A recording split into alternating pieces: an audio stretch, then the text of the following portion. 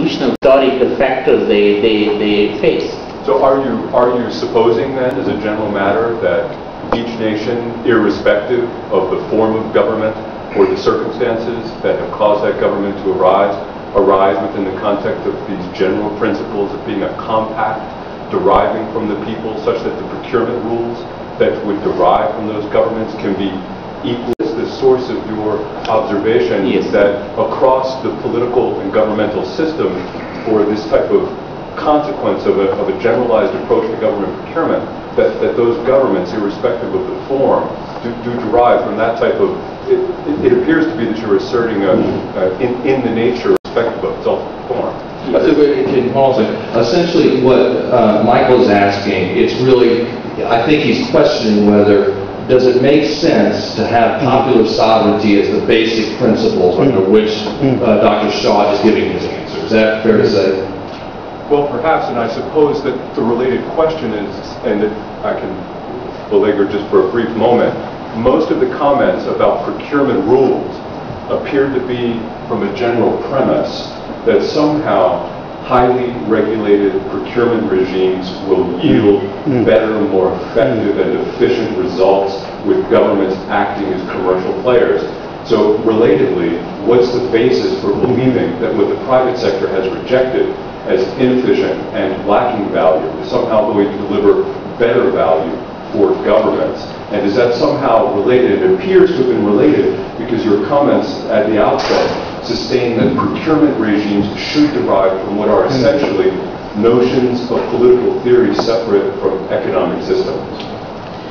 Well, I think whether it's procurement or general governance, in my view, this fundamental principle is the same, that you want some institutional arrangements by which people can hold the government to account, and do it so by reducing the transaction cost per citizen is small, to minimize the transaction cost in holding the government to account.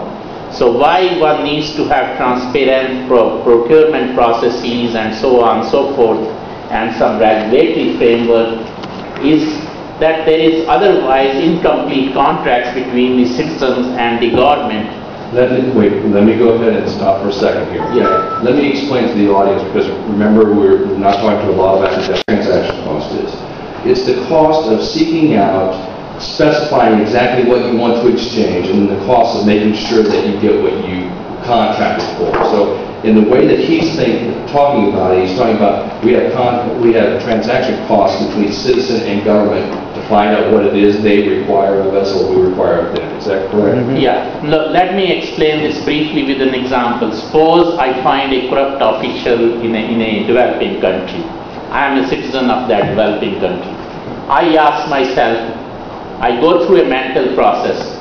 If I complain about this official, what are the consequences? Would that official be prosecuted? And there will be consequences that there will be integrity of government operations? Or would that be that if I complain, I will be further victimized? And most of these cases in corruption pervasive environments, the citizen's answer is, I will be further victimized. First, I have a huge cost to know what to hold the government to account, because I have to get some legal help. Jonathan has left, so we no longer have legal help available, and also to get the information from the government, because it's the interest of government officials to withhold information from people. This is how they empower themselves. By opening it up, letting the sun shine in, the government's officials become powerless. It is the citizens that are empowered.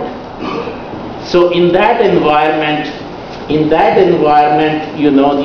whether you talk of procurement or whether you talk of governance, there are completely no contracts between the citizen and the state. And so as a result, we are trying to have some semblance of contracts through the regulatory processes, and however imperfect that may be. And that is the attempt that is made in the public sector by announcing meritocracy in the public service or what have you, and the open procurement processes, e-procurement, e-governance, what have you. The whole attempt is to have some semblance of reduce and get, like Jonathan's case, he got all those objections sustained. But try that in many corrupt countries, in Nigeria or Uganda or some other places, you would not get it sustained. You will be arrested tomorrow. And just to go ahead and cut, because there is another question here, and I want to make it quick because I do have other questions, but essentially the argument is that transparency reduces transaction costs, correct? Yes. Because information becomes much more freely available, therefore you don't have to go out and seek it, and you don't have to alienate people from whom you get it. Yes. But the question I want to ask is, what about the underbelly of people who have always had access to public procurement? And I'm talking about the very well-connected, very wealthy, very, companies that again and again are in line for those procurements. Are they also going to be susceptible to this transparency? Are they also going to be for them in the procurement process? Then I think transparency talks about the increase of availability to the smaller groups and the smaller businesses. Okay, would anybody like to comment or take that? Nelson? About the integrity? Yes.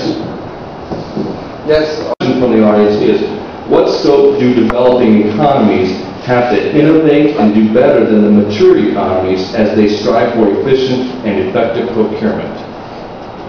So, in other words, I think the gist of this question is, are there more opportunities to be innovative in less structured economies right now to go ahead and take into account if they want to have efficiencies and effectiveness? If I did not get that correct, please go ahead and raise your hand. So, who would like to take that? Okay, and then Dr. Shaw? Or you don't? Okay, so it's Dr. Shaw first and then Eddie? No, let Eddie go let Eddie go first? Okay. I guess in the relationship with the previous question, and I'll tell you, the startup companies we're talking about, they don't like the system to be transparent. Okay, they rely on government rules to be complicated. So it's not only the purpose of government in procurement to be transparent, but it's also the responsibility of government to make the rules for procurement easy to understand. Okay. So I did like the substance of your presentation about making it easy, because if it is easy now, more companies can understand it, learn from it, and compete. So the sort of companies you're talking about, they don't like these things, because now they're forced to compete. Okay, and people don't like that. People like the direct awarding, the direct contracting. It's a lot easier and it's a lot more profitable. Competing is not.